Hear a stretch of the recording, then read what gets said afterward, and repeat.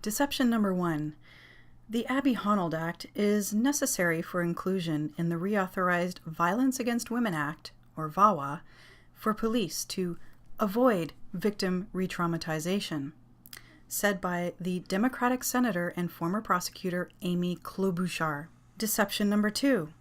Abby Honold, the Act's namesake, is a proven victim of a brutal rape, torture, and mutilation. So let's start by breaking down deception number 1, that the Abby Honold Act is necessary to avoid victim re-traumatization. The Abby Honold Act proposes to incentivize all U.S. police services, school and university administrators with grant money to institutionalize and normalize a shockingly clear violation of civil rights, erasing the age-old model of fair and thorough criminal investigations for the purpose of increasing the amount of arrests, charges, and convictions of likely innocent people, even when evidence exists that the claim is likely not valid. The deception here is that anything is necessary for police to avoid victim re-traumatization. This line of thought is blatantly ignorant to the fact that investigating police officers have a duty of care to do their job properly. That is, to properly investigate a fair and thorough case of possible crime before deciding to arrest and charge a possibly innocent person. Investigations of sex crimes often lead to complaints of alleged criminal behavior being marked as unfounded or unsubstantiated because the results of an investigation found that either A, there was insufficient evidence to form probable cause to arrest or charge an alleged perpetrator, or B, there was sufficient evidence to determine a criminal act did not occur. The Abby Honold Act seeks to lay the foundation for brainwashing police officers, school and university administrators, that there never is such a thing as insufficient evidence to form probable cause because all men are guilty, and that they shouldn't look for evidence that exonerates the accused or challenge the complainant with it if they do find it. The term victim re-traumatization is not even defined anywhere in the Act. What does re-traumatization mean? Any logical and reasonable person would likely think it means to consider one's approach to inquiring about the event that led to the trauma in the first place.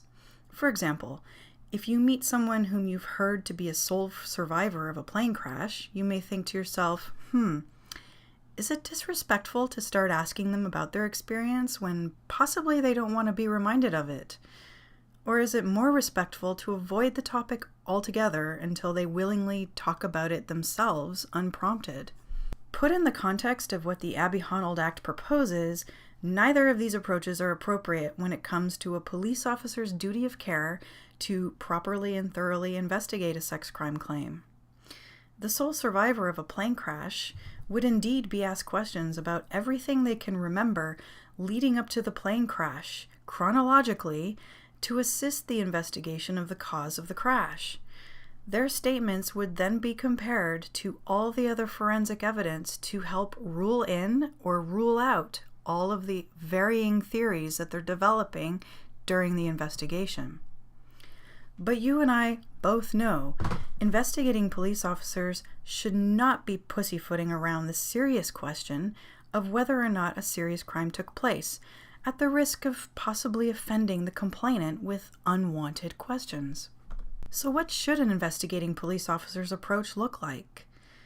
Let's start with the read technique. This technique has been heavily criticized of late, and after doing research and connecting some dots, I now believe it would be a huge mistake for police services to phase out the read technique, particularly because it leads you to wonder what would be its replacement. Well, it's looking like trauma-informed investigation techniques such as forensic experiential trauma investigation, also known as FETI, might be the shoe-in. So why do I think abolishing the read technique would be a huge mistake? And what exactly does this have to do with victim re-traumatization? Well, in the context of sex crime claims where the complainant is alive and able to speak, see an example from their own website linked in the description bar below. The Reed technique starts off by interviewing the complainant and then the accused. Both interviews should be recorded, and once the police officer has interviewed both sides in a friendly, compassionate, non-accusatory manner, they will likely now have two stories that conflict with each other. There may be common points of fact, but key areas where both stories will greatly diverge. When the accused indicates to the officer that there may be witnesses, an alibi, or some sort of digital evidence that can challenge the validity of the complainant's version of the story, the investigating officer should then check out those leads and then re-interview the complainant to confront them with the exculpatory statements or evidence that come about. The answers that come from this exchange may result in the officer switching from the interview mode to an interrogating mode against the complainant in order to extract a confession or a retraction from the complainant that their claim is false. This is precisely the process that proponents of trauma-informed investigations are trying to prevent police from doing. However, when dealing with the accused, they are fine with the police to jump straight from the interview mode to interrogation mode, ignoring any exculpatory evidence and avoiding re-interviewing the complainant. This is where the injustice lies, depriving an unwitting, innocent accused person of a proper and fair investigation. So, is this a Reed technique versus Fetty technique situation? Well, both of them are training products. The Reed technique is trademarked and has been selling training seminars around the world for years. The Fetty technique seeks to do the same, knocking its old and washed-up competitor out of its place. The propaganda against the Reed technique tells us that it tends to elicit false confessions on the part of the accused person. Indeed, this is true and problematic, but it's not the whole story. The Reed technique spokespeople generally rebut the criticism by standing by it, saying that it is successful and works well when it is properly applied, using the interrogating techniques only where appropriate, whether it's against the accused or the complainant. Therein lies the problem. It is not always properly applied, and its originally intended purpose is fading into obsolescence because nobody is laying down any laws or legislation mandating that all investigators use it properly. So who is behind Fetty? A man named Russell Strand.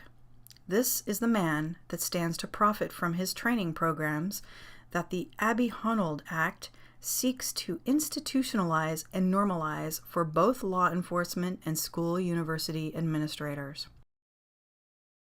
44% of women have either been victims of rape or attempted rape. Ladies and gentlemen, if you don't know somebody in your life that has been a victim of rape or attempted rape, then you don't know somebody in your life. It is so prolific in our society, worldwide, not just the United States. It is so prolific. There are so many victims out there, we're just blind to it. We're just blind to it. 561 sex offenders admitted to 195,000 victims. Now, how do you put your...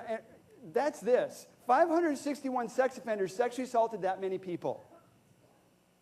And how many people reported it? At least 561. That's a problem. This is the culture in which we're in. 23 offenders admitted in a treatment program, admitted to about 3 victims each. Following polygraph, they admitted to an average of 175 victims. The conservative estimate on sex offenders is 300 in their lifetime. 300. So every one we don't catch, they're prolific.